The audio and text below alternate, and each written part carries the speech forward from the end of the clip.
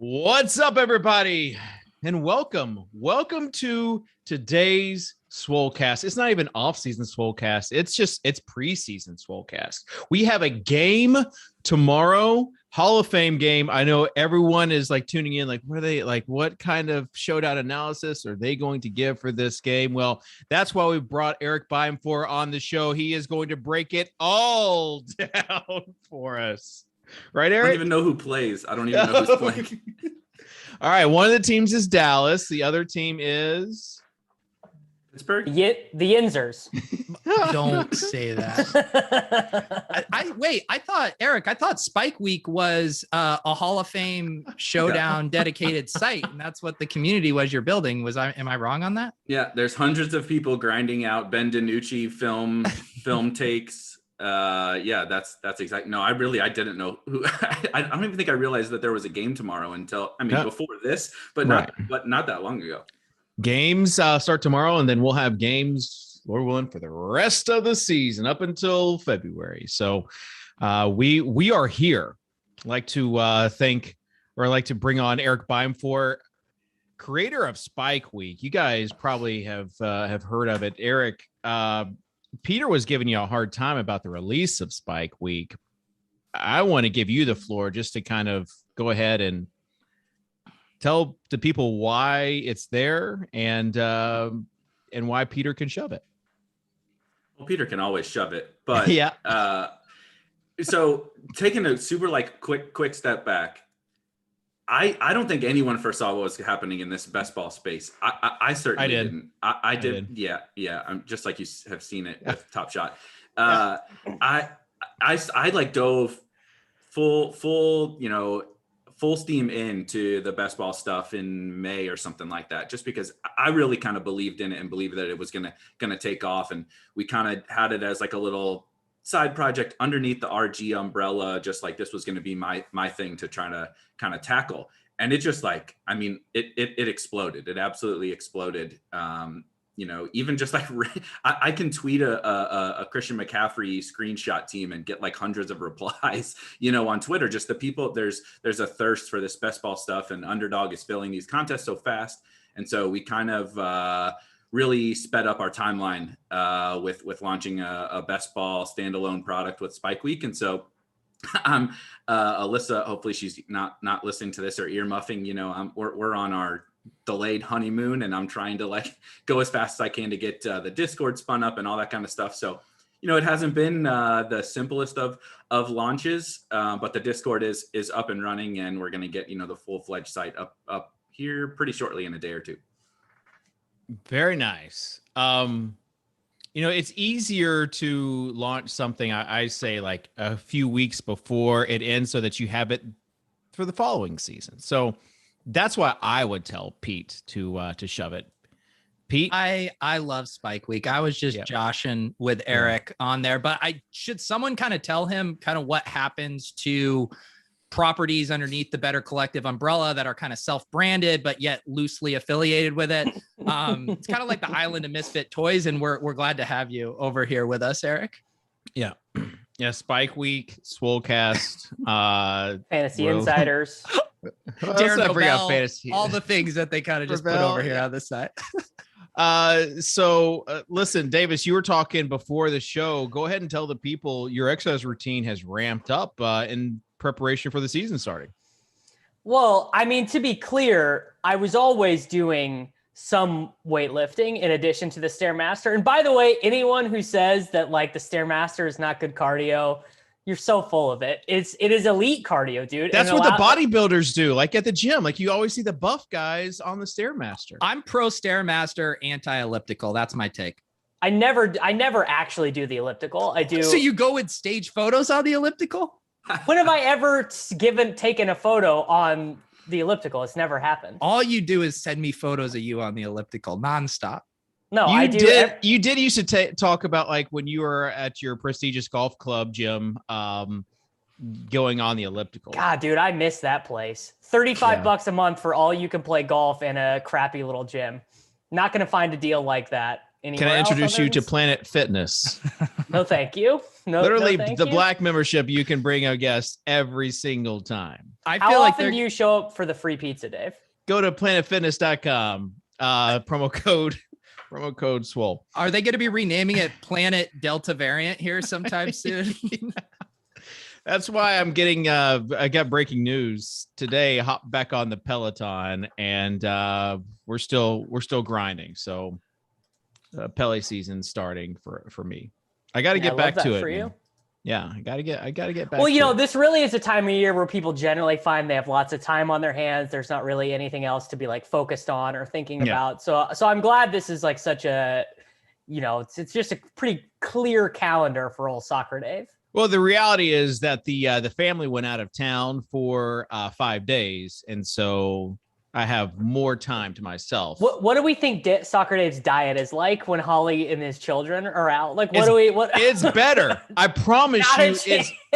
I promise you, it's better because it's not like going to Wendy's or wherever else, like on the run. Like it's like I've got my frozen meals. I'm putting it into MyFitnessPal. Like it's better than with kids because kids are always looking for treats. And you know me, if I'm getting the kids a treat, daddy's getting me a treat. Yeah. All right. Speaking of treats, we've got Erik Beimfohr on the show.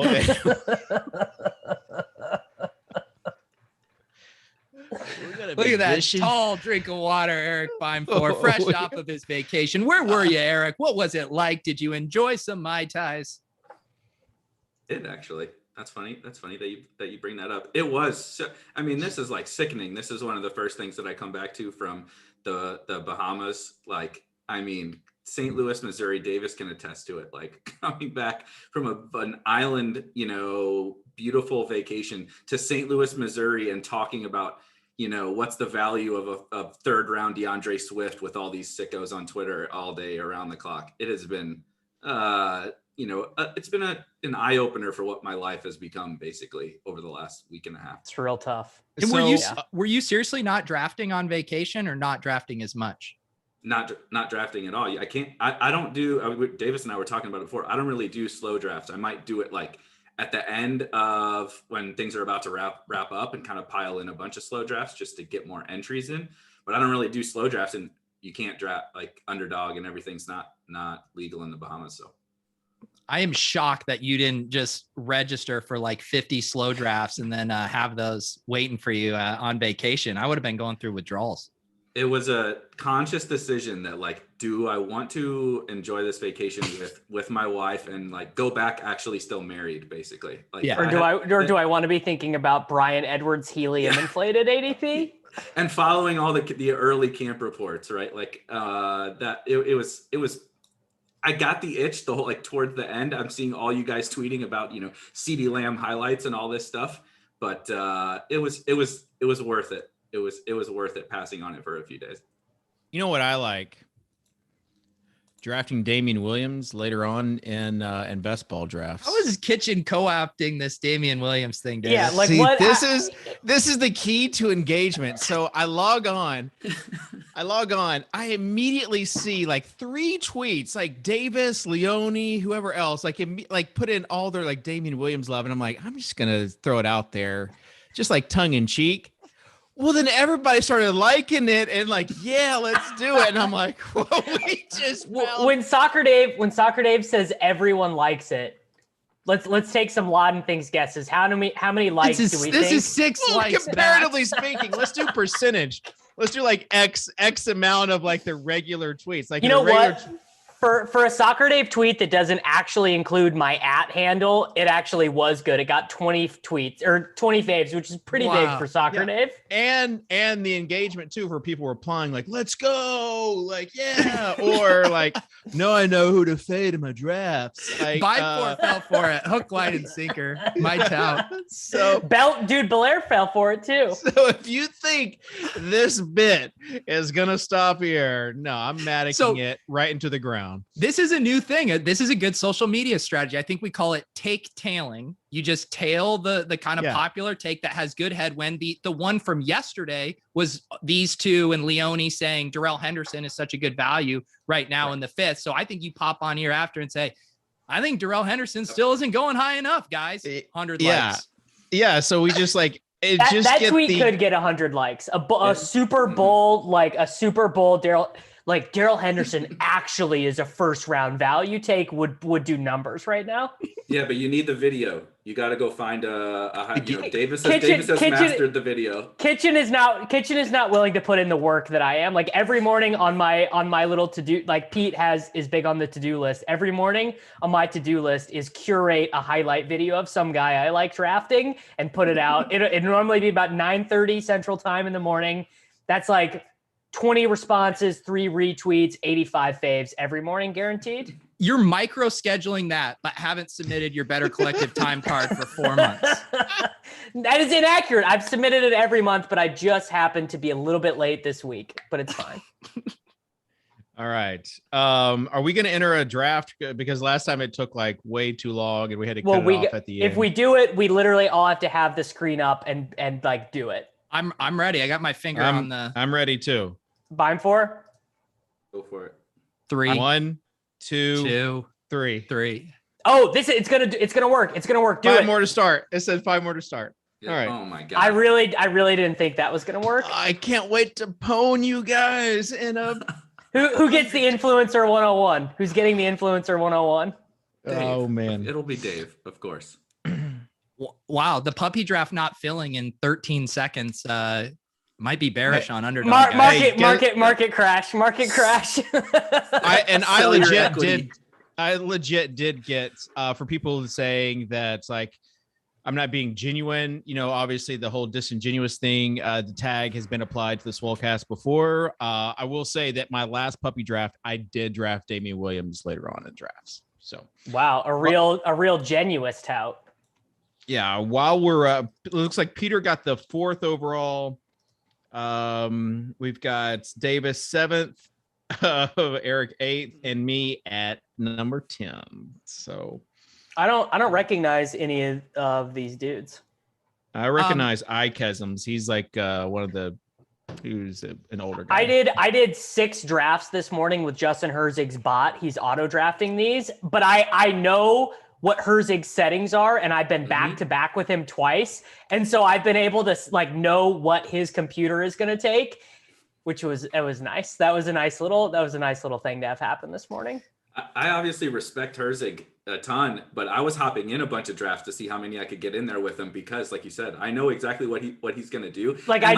He's not correlating. He's not, he's just trying to mash 150 in, which I get. But like, so I'm like, dude, I know what one of these 12 people are going to do. This is the only time this is ever going to happen. Like you said, if I'm next to him in the draft, this is an actual advantage that I can take, that I can use. Peter, do you think he's a fish as well? Do I think Justin Herzig is a fish? I'm on record looking right into the camera. Justin Herzig is the ultimate fish. All right. Oh. I also just want to say, Devontae Adams goes 3. Okay, it's gonna be that kind of room. I'm gonna snipe the big dog from Soccer Dave. I will say, guys, can't quit him. If you guys could congratulate me as 3 no badgers, I believe in the past 12 hours, I received my experience badge on Underdog. Kind of shocked that Beimfohr isn't there, honestly. What do you have to do? How many drafts? Yeah, what do you have to do? You have to be an influencer. You have to be good at best ball. You got to do a bunch of them. You're not okay. Doing one of those I had my badge last year. Does it not carry over year to year? What do you mean you didn't? The badge should carry over, right? It didn't, because I had it last year. Oh man, I do not want to take Saquon. Oh geez.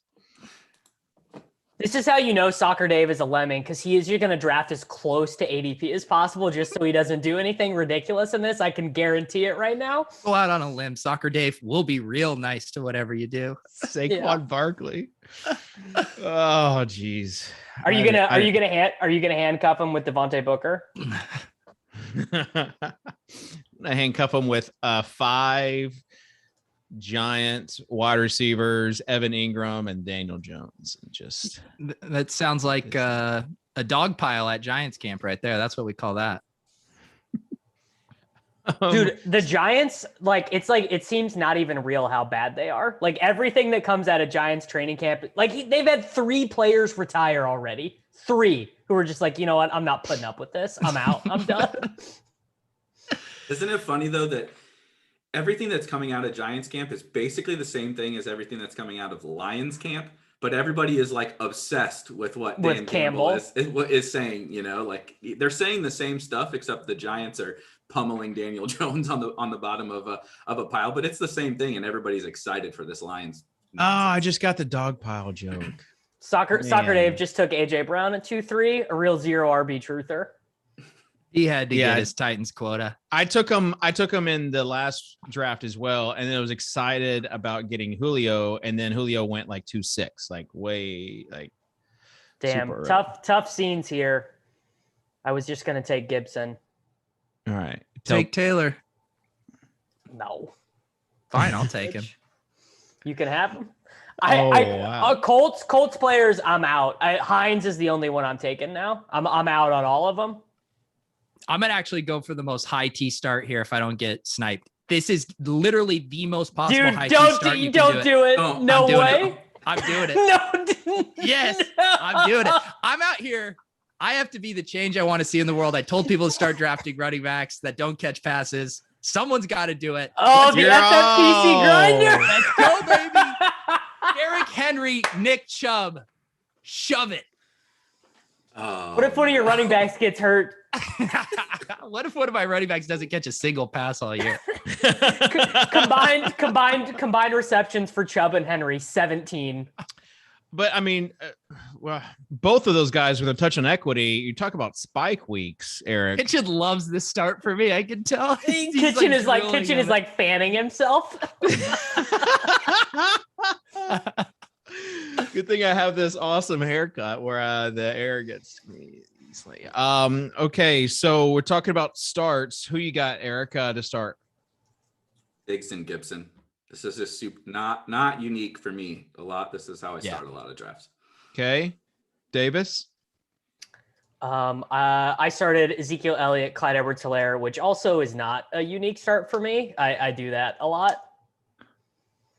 All right. Are we doing show and tell? I started Derrick Henry, Nick Chubb, and Keenan Allen, which is a very unique start for me. You just got Keenan Allen. Very nice. What are your thoughts on Keenan Allen this year, Eric?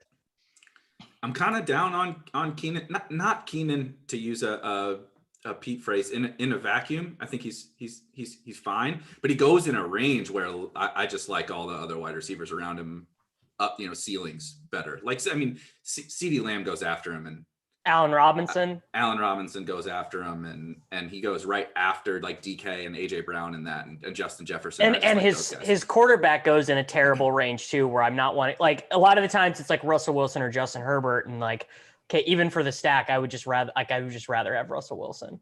Yep. All right. I don't know. I'm on. What do you got, Kitchen? Ooh. What do you have, Dave? Oh man. I mean, I obviously I've got Saquon and AJB, but now I don't want to draft DeAndre Swift. He's definitely taking Julio Jones, like 1,000,000%. He's clicking Julio here. Julio Tannehill at the wrap. You got to lock. Yes, he did. I gave it away when I was talking about wanting to draft Julio in the third of my last draft. So yeah. How many Titans super stacks do you have where every pick is like 20 picks ahead of ADP? Josh Reynolds, 16th round. It worked out last year. That's all I'm gonna say is that my Titans stacked worked out last year. So well, everyone is just drafting last year's strategy that worked. Everyone is just copying and pasting the strategy that worked from last year. I was telling Leone yesterday, the win rate stuff, when everyone goes back and looks at it, is going to be so fascinating, because all of the things that are baked into the win rates we are looking at that exist now are that people were drafting bad. They were drafting bad running backs way too high. And now on Underdog, they are not. And now on other places, running back ADP is still bad, but it's mostly close to efficient on Underdog. So I think when it's possible that like Chris Carson can have a pretty average year, but be a positive win rate player and things like that because of how heavy people are drafting wide receivers. Did you see the report on Racy McMath as we're talking about the Titans, Davis? Because I know you're a big Racy McMath fan. Is that the LSU tight end? No, what an idiot. All right, I'm gonna draft Swift. I can't not draft Swift in the 4th round. Come on. No, Very Racy high T start.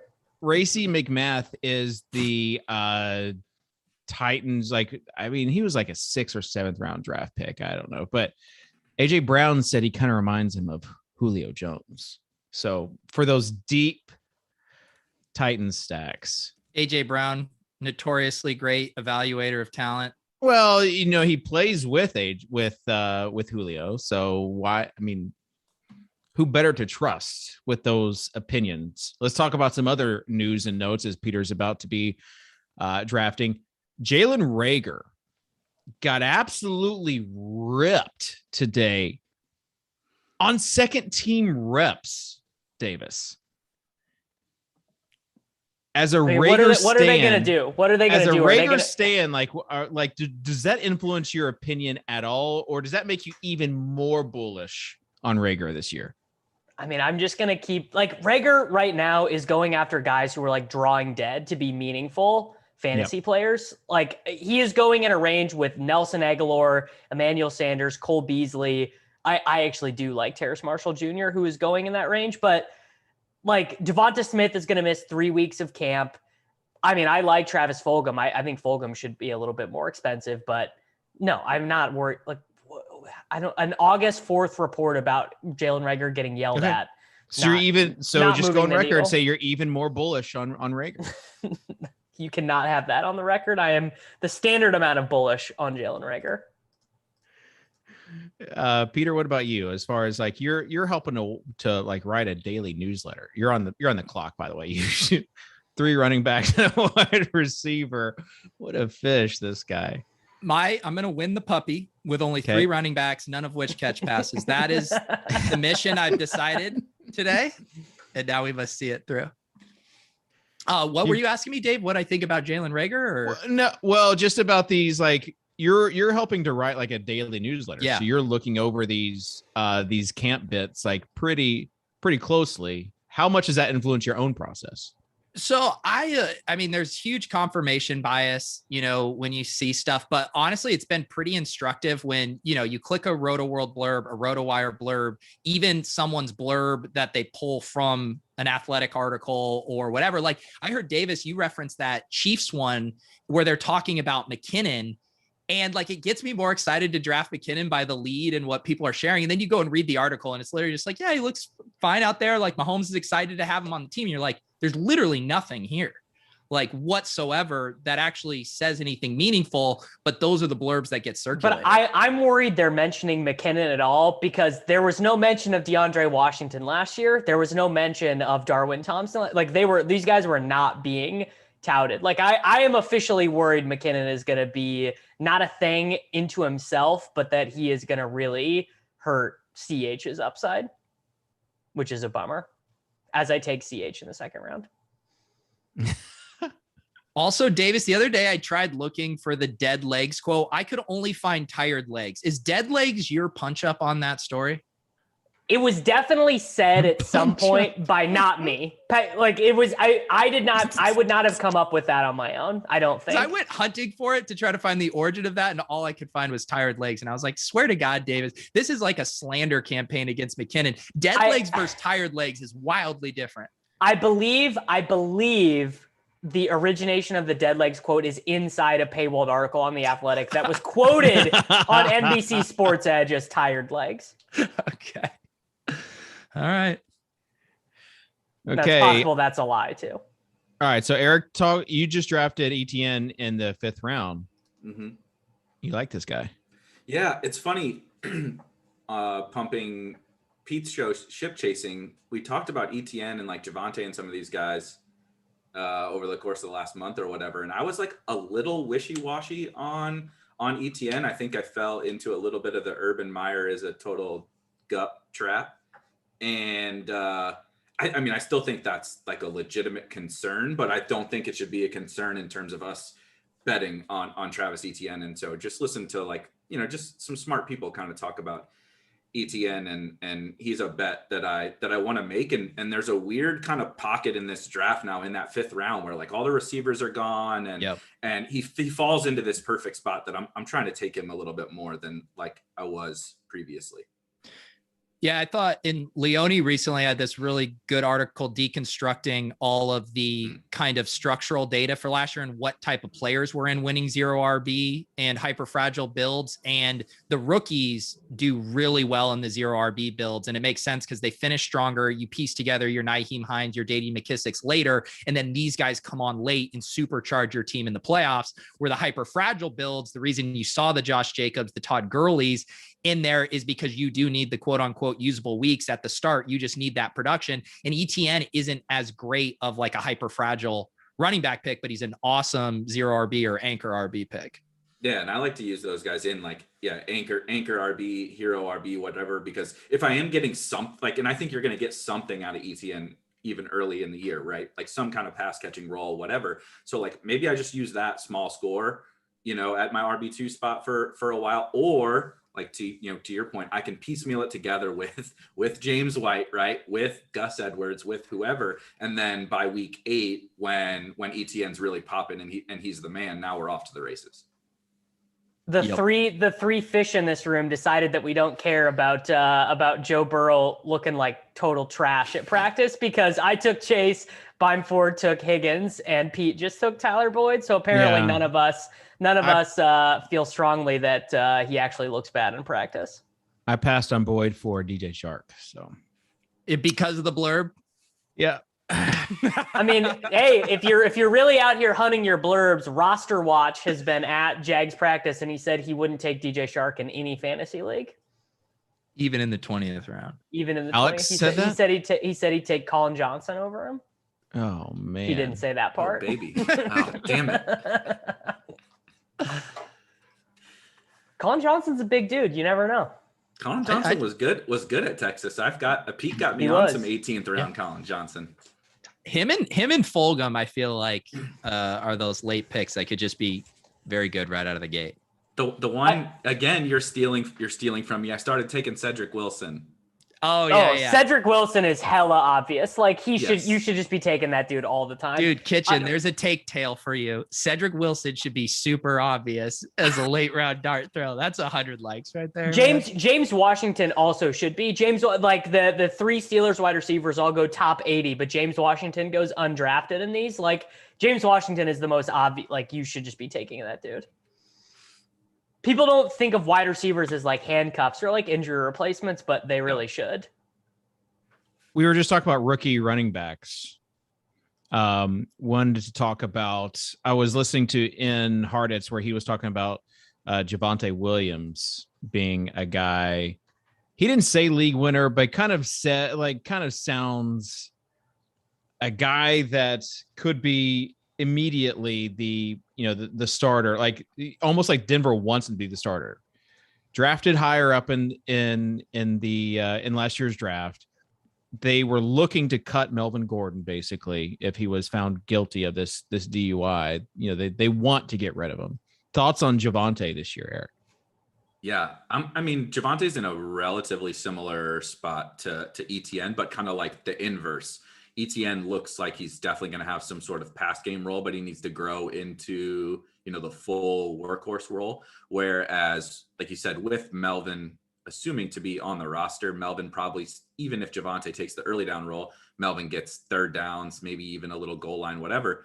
But I mean, how many times do we got to watch Melvin Gordon turn what should be, big plays into 4-yard carries, every single year before Javonte finally takes over. And to the continued training camp puff pieces and hype tweets and all that, I think it was something today that they basically said, like, every day Javonte just looks they did. Incredible. They said he's not making any of the rookie mistakes or anything like that. They've been super complimentary. This goes back to the blurb thing, because then it was 2 days ago, Benjamin Albright, say of him what you will, he was saying it's not even close. Melvin Gordon is the RB1 right there. So it's like, all these reports, which I think is true. I actually think both those things are true. I think Melvin Gordon is for sure going to get 18 touches when Denver plays in week 1, but I also think that the coaching staff probably thinks I think both of those things are true. And I actually think it's possibly a rare actionable one, or at least like something that maybe we should consider, because they talked about, like, he looks good in pass pro. We trust him, we trust him in all these scenarios already, that's the hurdle, right? Like, that was even like the hurdle for Antonio Gibson last year. It's like, we know Antonio Gibson can catch passes, but he wasn't trustworthy in, like, on every passing down with pass protection and all that kind of stuff. And so, like, if they're talking about that with Javonte, that just opens up an easier path to a ceiling, which is really all that we care about. Yeah. Yeah, Javonte feels like that classic, similar to Jonathan Taylor, where his production isn't going to be great at the start of the season. But man, if he dusts Melvin Gordon by the end, I mean, he could be just a full-blown bell cow back. Broncos actually have a nice playoff schedule too, so I could see that lining up nicely. But also, we know Davis's like distaste for. Oh, Erik, that was brutal, dude. I needed Waddle. But like, talk about the Dolphins at you've got because they're all cheap. They're my favorite. They're my most stacked team in Puppy 2 now. I'm sniping up to a Waddle, Fuller, and just every draft pretty much. Preston Williams. Yeah, I think that Albert might Wilson. get a little. Yeah, Albert Wilson. Okay, but I was gonna just to put a cap on, nice little bow tie on that last thought. Last draft, Melvin Gordon went in the 10th round, whereas Javonte going in the 6th round. Like, where do you like not take Melvin Gordon if he falls that far? It's just not the type of guy I take. He's got to go. I'd rather take Pollard. Further. Yeah, he's got to fall past. He's got to fall into like what? Maybe Madison, closer to like that Madison, James White. He's got to fall into that range, because he's really not that different than those guys. Yeah, right. Him, and same with like David Johnson. It's just I need like a 35 pick discount. ADP. Like I need on the screenshot for it to be clear that David Johnson hung around like 3 rounds too long, so no one gives me any grief about it. Make it clear that the room forced your hand into doing this. Yeah, it's very important. Melvin Gordon and David Johnson got to be like the Russell Gage of running backs. Right? Oh my God, the Russell Gage people are amazing. Who's taking these guys? Why are they all going in the 10th round? Who is actually drafting these guys in the 10th round? It doesn't make any sense. I don't know. Some people are taking Darnell Mooney in the 8th round after saying they weren't going to take him in the 9th. I mean, I mean, I like Hardman Davis, but that's in the 7th, a little rich. Dude, you see that pass? Did you see that catch he made today at practice? This is what did you get? You got him. All right. Yeah.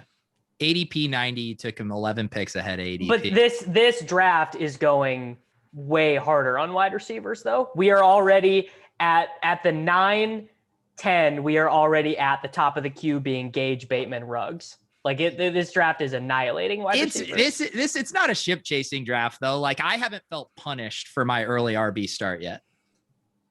Well, we'll see about that, buddy. When I go back and check this individual league 6 months from now. You can name your leagues now, right? Name it. Yeah. I do need to go through and name them. That would be fun and take forever probably. But that's just kind of badge life, guys. I don't know what to tell you. How do I not have a badge yet? I'm like 100 drafts in. I like in the past it was like how much money you had won.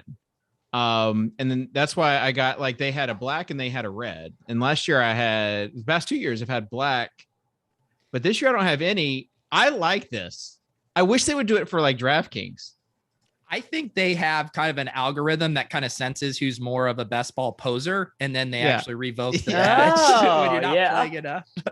Again, I wish they would have this for DraftKings, because I like not being able to enter like $3 contests because I was so amazing in 2016. Like that's not. So you think you want to get like refished back? Like you would like to have a do-over on your DFS career. It should be like if this is how draft is doing it, it should be like, oh gosh, I'm about to draft. Hold on. Click. I was about to draft Melvin Gordon. No, Dave, I was about to take him, bro. Party foul. Jeez. You were going to take Hurts or Melvin Gordon? I was going to take Hurts. Well, Melvin Gordon's still there if you want him. But yeah, like this should be like a rotating, or like your freaking flyer miles where like they reset at a certain time. Don't punish us. Don't give us like the 3-bar badge. Don't punish Tournament Player of the Year 2013 Soccer Dave for his past winnings. It's not even that. Like, you don't even have to be profitable. Like, I think I've said this. Like, I think last year was the only year that I have got a 1099 from DraftKings, as opposed to like FanDuel almost every year. Yeah, I still prefer to play on DraftKings just because of the experience, but I would prefer a lot more if I could play in these low-dollar contests. That's all I'm saying. That's all he's saying, guys. Maybe what they did, you know how like when you get much older, you sometimes have to take a driving test again to prove that you're, capable. I feel like Dave should have to take a DFS test and just to kind of see where he's at. And then he might get demoted back down to That's actually a great bit. Like, Pete, that is a great bit. The DFS test. Like, how have you not already started setting up a video I for bet the DFS test? Dink would make a standardized test for Kitchen in a heartbeat. They'd have a blast creating that. Kitchen, define leverage. It would be like the DFS Wonderlic. Like, the DFS Wonderlic is good. I think we should just send you on with Blender on a podcast and make you go. Blender will quiz you. Blender will definitely quiz you. He puts out the tweets every Saturday night during an NFL season. You just have to get those right. If you can withstand an hour conversation with Blender, you actually don't get your badge. Anyone who tunes out on Blender actually does get their badge. I got to remove my badge then. Peter, you just gave the babe. Is that what they're calling him these days? That's what I call him. So you've got Herbert as your QB. You're pairing him with Keenan Allen so far, and it keeps on going. Every pick it keeps on going to my screen. Yeah, it keeps on going to my screen. Some people just aren't built for this life, guys, and I think Kitchen might be someone who just can't handle the flying pieces. All right, so go ahead and give us a rundown of your team right now. No, I did. I got I took Allen and Williams at cost, and then Herbert slides, which is something typical now. I feel like his ADP is always dropping a little bit. Felt good about that, and then just double tapped Bills wide receivers. They say Sanders is running ahead of Davis right now, but when you grab both, does it really matter? No, it doesn't. And you with the Allen, Beckham, Sanders wide receivers, fountain of youth over there. This is so brutal. This is so brutal right now. Tony Pollard never falls this far after ADP, but I can't take him because I have Zeke. It's a beautiful thing. Thank you, David. I should have just done the handcuff. I should have just done it. Really, they're complementary pieces. They can spike the same week. If you really think about it, Zeke gets 100 yards and a touchdown in the first half. Pollard gets 100 yards and a touchdown in the second half as they blow out the Cardinals 45-7 in week 17. That's the story I tell myself every time on a stream. I handcuff my running back every single time. It's actually a very unique build when you handcuff your first round running back. Kitchen would vomit if he thought about how so these strategies have gone that far. Kitchen, have you even thought of the concept of stacking your week 17, like the double stack of wanting your quarterback to have a bring back from the team they're playing in week 17? Legit. I brought this up last year. I brought this up as far as stacking your two teams that you want to stack. Now, does that mean that I've looked at the schedule this year for week 17? No, it doesn't. But I did bring up that last year, and I brought up backup quarterback in the 18th round as well with Andy Dalton. And that's, I heard Herzig was actually toying with that strategy too. Let's just put it out there, true or not. True or not what? Do you think it is he really toying with that strategy? No. Or is that the auto pick? No, I do. There does need to be more discussion about this idea though, of taking players in the 18th round who are not selected that often, like starting to take like essentially random guys, because like you get down to that round and you're like, you know, Hunter Renfrow is more or less drafted in like, let's say 80% of drafts or whatever. You scroll down a little bit further and you start talking about Cedric Wilson, Colin Johnson, Auden Tate, Freddie Swain, Mohammed, like whoever, like whatever your flavor of dude is, there's like you are actually incentivized to take guys who are not selected in drafts that often. And I don't think people think of that at all when they draft. Yep. I don't mind getting weird with my late round pick. I think I took Mike Boone on a team with my 18th round pick the other day. I mean, I will lock in a minimum of one Mike Boone spike week this year. I will absolutely guarantee that happens. There will be a week, it'll be like week 9, and you and Pat are going to be doing ship chasing. You'll be like, you know, we have this 0 RB team. Do we go $530 on Mike Boone? Do we just go all like, I guarantee it, dude. Davis, hey. I need to hear, you like Irv Smith over Gesicki? Yes, I am Super Bowl on Irv Smith. I wasn't, and I was taking Gesicki more. Dude, don't do that to me. Not like that. No.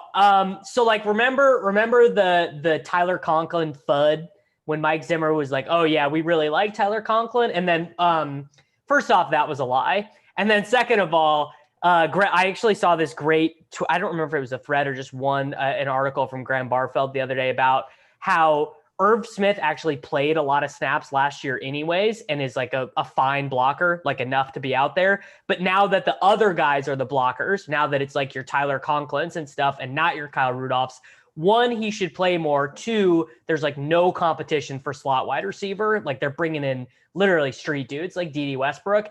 And then I actually thought of this. I don't even have to. I mean, someone else has probably made this point, but Adam Thielen scored 9 touchdowns inside the 5-yard line last year. I would bet so hard against that repeating. And Irv Smith Jr.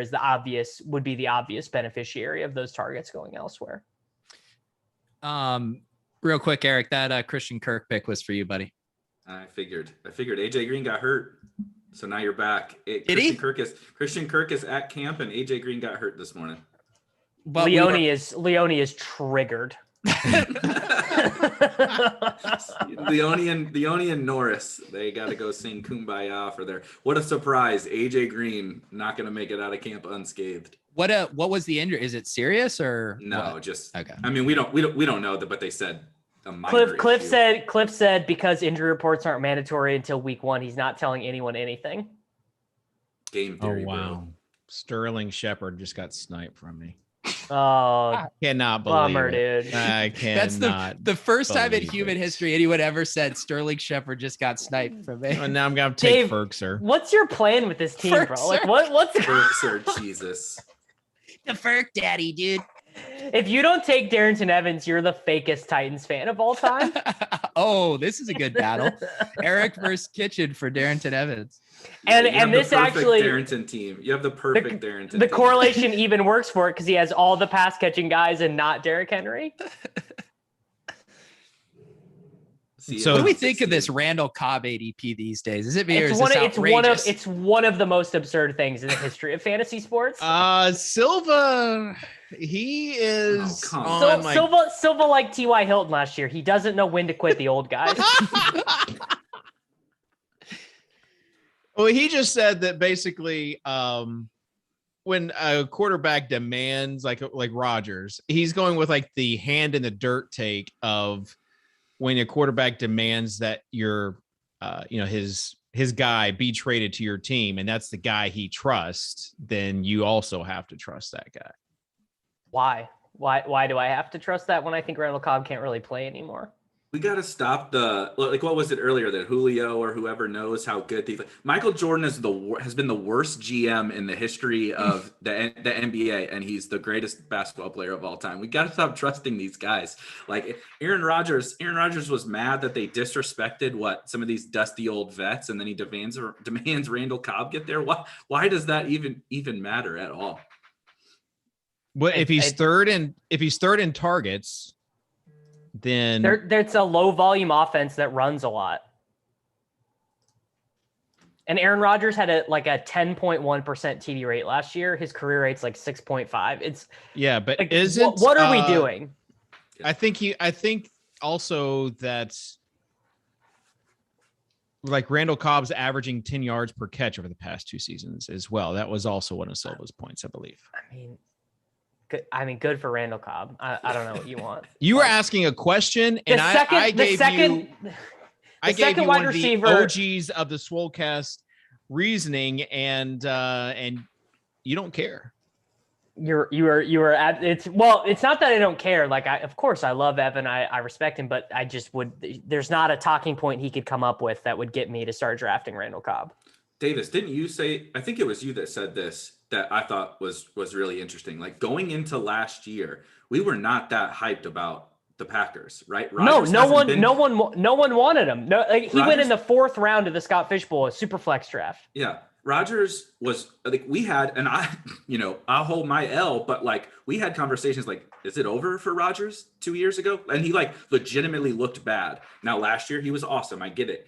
But like, this is a 1-year thing where he threw 50 freaking touchdowns. And now all of a sudden we're just like, yep, Packers are back. They're the best offense in the league. We got to draft. No, I was dancing on Rodgers' grave, and it was a fun party, and I would do it again.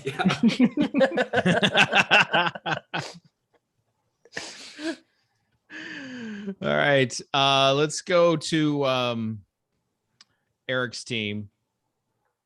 Your running backs, Antonio Gibson, Etienne, Pollard, and then Hines as your 4th RB. I love your wide receivers.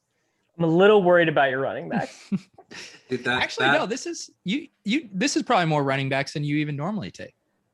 Yeah, it is. I'll usually, like we've talked about this before, but like when I take Gibson, a lot of the times I'll really just like super, super late, like next 4 running backs. Like I'll take 5 in total and just figure it out later. But this was a really wide receiver heavy room. And so it, like I said, Etienne kind of fell into this pocket where it was like, I know you took Odell there, but it's like, do I take Etienne or, Odell? I'm just going to take Etienne there. And then Pollard drops 2 rounds after he normally goes, so and I can't, it was just kind of and Davis couldn't get him. So just a weird draft kind of. How broken are our brains, by the way, that we look at Erik's team with a backfield of Gibson, Etienne, Pollard, and Hines, and we're like, oh, that's good enough. Like that can get him there. Like that's fine. The guy who reads the CBS Fantasy Football magazine on the way to his draft is like that guy is like dry retching thinking about spending money on a team with those running backs, and we're like, well, really, if you calculate the win rates and Hines will get, it's like it's just so funny that even inside the same activity, this is as extreme as a fantasy football strategy that I have ever seen gain even nominal acceptance inside of a part. Like this is more extreme than even the idea of like true 0 RB in managed leagues, like hyper fragile running back strategies. It's really pushing to the idea that all that matters is first place and every other result is useless basically. And it's so different in best ball. That's what people really don't understand. And like your point is perfect because people maybe haven't caught on to it enough in managed leagues, but like 0 RB isn't crazy at all in managed leagues, dude. You get to pick up the best running back on the waiver wire every single week. If we just full stopped right there, you could literally make an easy argument for 0 RB, setting aside everything else. In best ball, you don't get to pick dudes up. You need you need to hit the lotto, right? You need to hit all this massive, massive parlay. So it is insanely extreme And yeah, trying to pitch that to the dude at Barnes and Noble reading Matthew Berry's, reading Peter via Matthew Berry, while sipping his coffee. It's not that simple. It's not an easy sell. Well, the thing that's still fascinating is I do agree with Davis. We've seen a shift, people embracing zero RB, hyper fragile RB, and yet they're still doing it through a player specific lens, right? Like the whole point of all this is like, it's just the structure that saves you. You're trying to admit that I don't know who's going to break out, but this structure gives me the best chance. And yet still all the discourse, even around these strategies, is about the players themselves. It's like you're missing the whole point. So we just had I had a decision I had to make. I had to go with either Darrington Evans or a guy that I'm absolutely loving in late rounds, and that is Damian Williams. I went with Damian Williams. Absolutely loving. Yeah. Well, fresh legs. Fresh legs. Last year. Good. Have not heard anyone drop like that one yet. Yeah, like fresh legs. Did not play last year. Obviously, with Tariq Cohen injury concerns, this could be a guy that really steps up this year as a starter. So I decided to take him and just leave the pass catchers with 10 to throw. So Dave, you can tweet that one, and then you can use the exact same methodology, but for Darrington, and just space these out a week, right? Darrington was out. Dude, you're engagement farming right now. Yes, he is out like most of last year. He's got fresh legs and he's young. And I'm not sure if you've heard, Derrick Henry's had a lot of carries. A lot of wear and tear on it. The curse of 400. Haven't you read Chris Harris's football almanac? The curse of 400, bro. It was like 300 or then 350. Now it's 400. They just keep on moving it back for old Derrick. That was the guy who told me Christian McCaffrey had small bones and that he should be the number 3 player in PPR. Dead legs and small bones would be the name of a good podcast. That would be someone who's big boned, I would listen to that. All right. Davis, talk about your team real quick. I mean, this is just a pretty normal, got the Burrow stack, got the Lance stack, got my hero RB start. I took a running back in round 1. I took a running back in round 2 and then didn't take one until round 11. Bunch of wide receivers I like: Woods, Chase, Judy.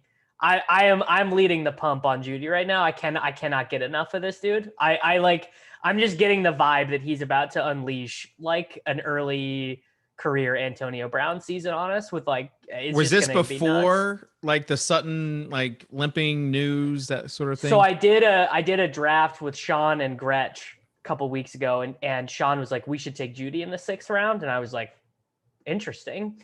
And then I went back and looked at that 2018 Bama team, and I was like, Jerry Jeudy was the best player on this team, and this is the best college football offense of all time. There'll never be another offense with that many first-round picks on it.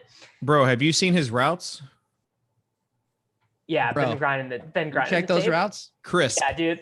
Crispest route runner in the league. Me and Hayden Winks have been in the lab watching.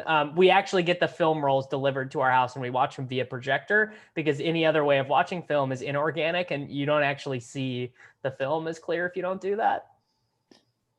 Who are you rooting for to be his quarterback? You want Bridgewater Teddy. 16 games? Teddy supported not 1, not 2, but 3 top 28 PPR wide receivers last year. Teddy hate's gone too far.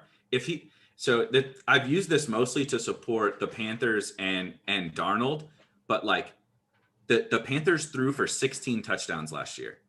Do you know how many the Jets threw for? 16. We look back at the Jets being a total disaster, and they were, obviously. But the Panthers supported all those dudes, right? They supported an RB1 and 3 stud wide receivers. And Teddy just couldn't throw a touchdown in the red zone. What if he throws 5 more touchdowns, 8 more touchdowns, 10 more touchdowns, right? Instead of kicking field goals or whatever. I think that we've gone a little too far with the hatred of Teddy. I think he can support some of these Broncos guys. And like you said, if Judy's the guy, why can't Teddy make Judy, a 1st-round pick next year? Yeah. All right, we're entering the 18th round. So you guys were talking about getting weird with some of your picks. I want to hear some of these weird 18th. We want to see your weird 18th round. You're on pick, the clock. You pick first. Yeah. All right. I'm going to go weird. And this guy, listen, he might not be a starter in camp, but I don't think they're giving up on him. N'Keal Harry, listen. Oh, that is in the weird. 18th round. This guy. Your ownership rate on N'Keal Harry is going to be like 5%, Dave. It's very That sharp. did not disappoint. Oh my That God, was that really was good. satisfying. Listen, we got to go off the way that the lineup construction is. There's not going to be too many people that have the Titans, Giants with N'Keal Harry I'll in give the you that. 18th round. So I will give you that for sure. there you go. All right. So Davis, you went Colin Johnson. Yeah, I'm Eric, pretty you bullish on went him. Cedric Wilson. Someone went Kadarius Toney, and I was going to do him, but I already have enough Giants. Darius Toney closer to getting cut than being a meaningful fantasy impactor this year. I But think. that's what it takes, Davis, in the 18th round. Like you're not doing it for the safe play. You're doing it for the spike week. N'Keal Harry demanded a trade, and he might have a better chance of being a contributor on his current team than Kadarius Toney does as a first round pick. He dude. did demand a trade, but again, Eric, you're not grinding the news reports like I am. Today, he had a great day at practice. I know. Kadarius Toney did? No, N'Keal Harry. No. Oh, yeah. N'Keal Harry. I was going to say, I would have definitely seen that because Giants fans are still in my mentions from yesterday. All right, you went with Kenneth Gainwell, which is not exactly an off the radar pick, Peter. I'm sorry. I did this one as an olive branch to bye week Twitter. They would have looked at my hyper fragile team and said, Peter, you're going to only get one running back score in week 13. You must draft someone else. So I did. But by then, you're going to be 300 points ahead of You us, can't right? have those negative 6 point differential. Guys, we literally timed this perfect. I know, it was this great. that was literally so good. Wait, you got somewhere to go, Davis? I thought we were going to kind of recap all the teams. Right. And We're- like a Are positive. Are we gonna sauce them? It's pretty positive. Everyone, like without Tuttle, like there was not any sort of moment where we were almost canceled as a show. Like I really feel good about this, about my draft and how well the show has gone. So all right. Kitchen Beimfohr. Kitchen should have stopped at 4 running backs here, right? But he had to do Damian Williams for the brand. Yes, that's correct. Also should have Dave stopped hasn't at 2 quarterbacks. Dave hasn't figured out. It's early for Dave. He hasn't figured out these basics of best. I mean, some of us have been Dave- grinding it for Dave a long time. just Sign up at drafted- SpikeWeek.com. I couldn't stop at 2 quarterbacks because I wanted Daniel Jones. He had to get the giant. He had to get the giant stack. This was Because this I already was I had Saquon, Galladay, and Evan Ingram. I'm not going to leave those guys stranded on my team without their leader. I thought you were going to say something vaguely insightful, and you go, I couldn't stop at 2 running backs. I had to get Daniel Jones. No, 2 quarterbacks. Yeah, like thought I'm there was not gonna be going to a- leave.